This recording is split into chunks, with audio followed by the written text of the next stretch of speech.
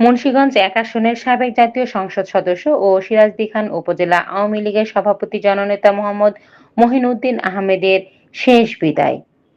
জেলা প্রতিনিধি শেখ মোহাম্মদ মনিরুজ্জামান লিটন।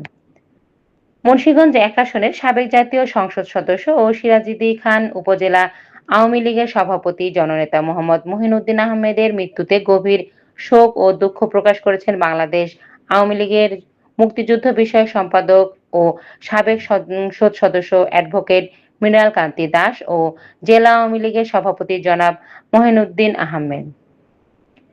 শোকবার্তায় তিনি বলেন, মরহুম বীর মুক্তিযোদ্ধা আলহাজ মহিনউদ্দিন আহমেদ দীর্ঘ সময় আওয়ামী লীগের রাজনীতির সাথে যুক্ত ছিলেন এবং ইউনিয়ন পরিষদের চেয়ারম্যান থেকে সংসদ সদস্য দীর্ঘ পথ তিনি পাড়ি দিয়েছেন।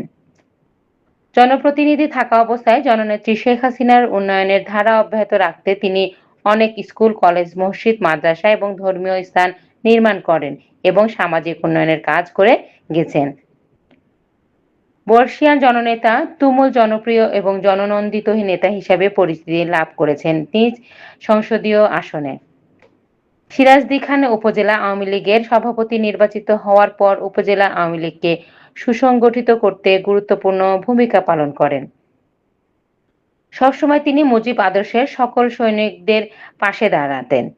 সমাজের অবহেলিত পশ্চাৎদের জনগোষ্ঠীর সেবা করে গেছেন। অন্যায়ের কাছে কখনো মাথা নত আপোষ করতেন না। তার মৃত্যুতে বাংলাদেশ আওয়ামী লীগ একজন ত্যাগী, দক্ষ সংগঠক ও মুন্সিগঞ্জবাসী তাদের এক অকৃত্রিম সুহৃদয়ের জীবন অবসান ঘটল, যে ক্ষতি কখনো পূরণ হবার নয়। জাতির পিতা বঙ্গবন্ধু শেখ মুজিবুর রহমানের আদর্শকে বুকে ধারণ করে জীবনের শেষ দিন পর্যন্ত জননেত্রী শেখ হাসিনার নেতৃত্বে গণতন্ত্র পুনরুদ্ধারের সংগ্রাম করে গিয়েছেন। মুন্সিগঞ্জবাসীর কাছে তিনি চিরস্মরণীয় হয়ে থাকবেন।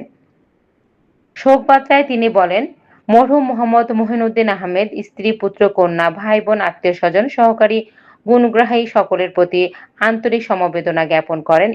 একই সাথে মহান সৃষ্টিকর্তা পরম করুণাময় আল্লাহর নিকট তার পবিত্র রুহের মাগফিরাত ও জান্নাতবাসী কামনা করেন।